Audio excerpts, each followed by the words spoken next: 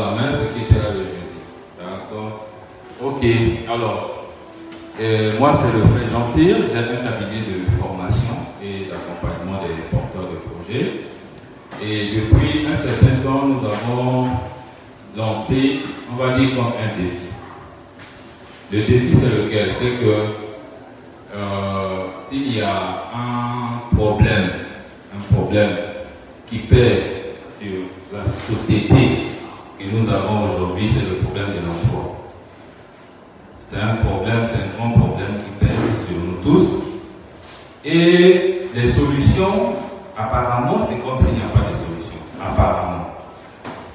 Mais nous, en tant que praticiens sur le terrain, on se rend compte que la réalité, c'est bien le contraire.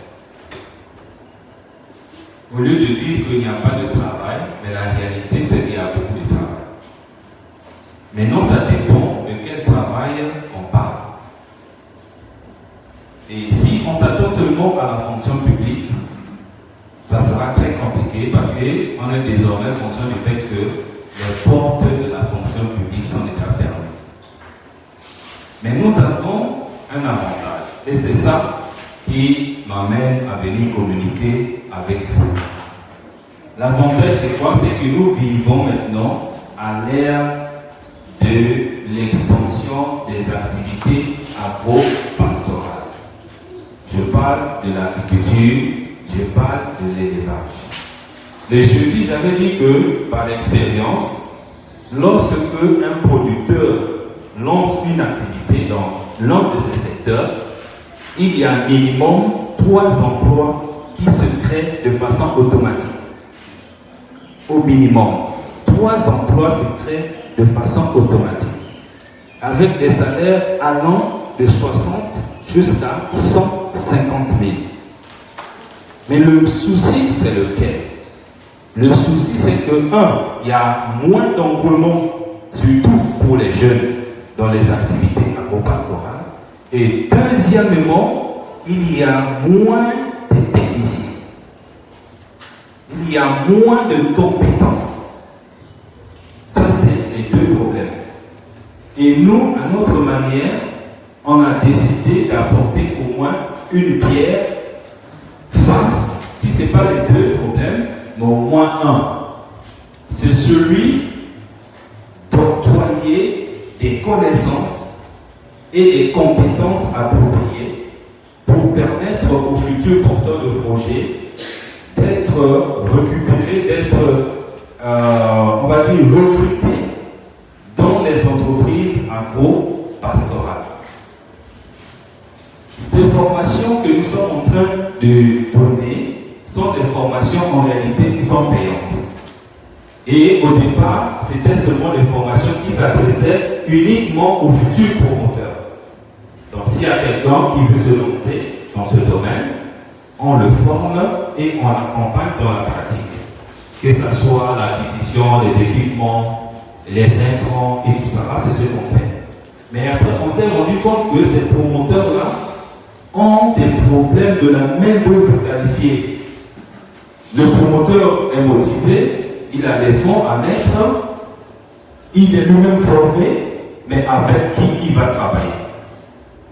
Ça, c'est une question qui continue à se poser jusqu'à ce jour. Et c'est comme ça que nous, on a décidé de former, de proposer des formations gratuitement à des personnes qui sont motivées à travailler dans les métiers de l'agriculture et de l'élevage. De façon que nous, pour récupérer cet argent qu'on aurait pu encaisser en formant la personne, nous allons avoir un contrat. Le contrat, c'est quoi? Le but, c'est que vous ayez du travail. On vous forme, vous trouvez du travail, et lorsque vous avez votre travail, alors on peut s'entendre de façon que, en gagnant votre salaire, vous commencez à payer la formation petit à petit jusqu'à finaliser le montant de la formation et vous continuez votre chemin. Ça, c'est l'astuce que nous avons trouvée pour essayer un peu de pousser, de préparer de la main-d'œuvre qualifiée. Et pour cela, nous avons choisi certaines espèces, certaines cultures en termes d'agriculture, et certains types d'élevage. En termes d'agriculture, il y a en priorité, je dirais même la priorité des priorités, c'est le maïs. Pourquoi on a choisi le maïs? Parce que, en dehors du fait que tout le monde on consomme le maïs, mais il y a un grand besoin chez les éleveurs pour fabriquer l'aliment. Et comme nous on travaille avec ces éleveurs-là, si on forme quelqu'un qui produit le maïs, il n'aura pas de problème de poumon. Parce qu'il y a aussi des gens qui hésitent de se lancer parce que où est-ce que je trouverai des clients? Donc il y a des partenariats qui se font. Je produis et lui il achète pour nourrir les bêtes. Voilà. En dehors de ça, il y a aussi le manioc. Le manioc, tout le monde consomme, mais il y a aussi un grand besoin au niveau des producteurs pour la fabrication de l'aliment. Si vous entendez qu'il y a des périodes où le goût de l'aliment de bétail monte et les producteurs n'arrivent pas, c'est parce que quand il y a rupture, il se passe un sérieux problème. Et là, je fais même fi de la situation économique actuelle. Je fais fi de ça. Si je dois prendre ça en ligne de compte, on se rend compte que la situation est grave et il est temps que tout le monde aujourd'hui commence à produire. Si je dois vraiment prendre en ligne de compte la crise alimentaire qui est déjà annoncée. Et là, je parle seulement du secteur agricole et de l'élevage. Et à cela, on peut ajouter d'autres spéculations. Alors, beaucoup de gens, on a rencontré aussi des gens qui nous ont dit j'en sais, moi j'ai même plus besoin de me former pour cultiver le maïs ou pour cultiver le manioc. Parce que je suis né là-dedans. Mes parents ne faisaient que ça. Mais c'est une erreur. C'est une erreur pourquoi? Parce que la production du manioc que papa et maman faisaient, c'était pour nous nourrir nous. Pas pour nourrir tout le Congo. Pas pour nourrir toute l'Afrique. Donc, on appelle ça de l'agriculture commerciale. Si nous voulons faire l'agriculture commerciale, à ce moment-là, il y a beaucoup de choses qu'il faut savoir. Peut-être même que les boutures de manioc que nos mamans sont en train d'utiliser aujourd'hui sont déjà dépassées. Et qu'il y a d'autres opérations de croisement qu'il faudra faire pour avoir un manioc qui, au lieu de produire au bout de 12 mois ou 18 mois, produise au bout de 6 mois. Pourquoi? Parce qu'il y a la famille qui est là. On a besoin de produire rapidement. Mais si tu ne sais pas ces techniques-là, et tu continues à produire comme hier, et tu vas produire, oui, mais c'est pour nourrir quelques personnes, alors que c'est des millions de personnes qui ont faim et qui n'attendent que nous. Et ça, je n'ai pris qu'un exemple dans le manioc ou l'agriculture. L'élevage, c'est encore autre chose. C'est encore autre chose, les mamans savent, quand on dit élever un enfant, mais c'est chaque heure qui passe, il y a une certaine attention, et ainsi de suite. Donc il y a beaucoup de choses à savoir. C'est la base. Donc le message c'est ça. Le message c'est que on tend la perche. On tend la perche. S'il y a des gens qui se sentent intéressés, je ne devais même pas parler au conditionnel si.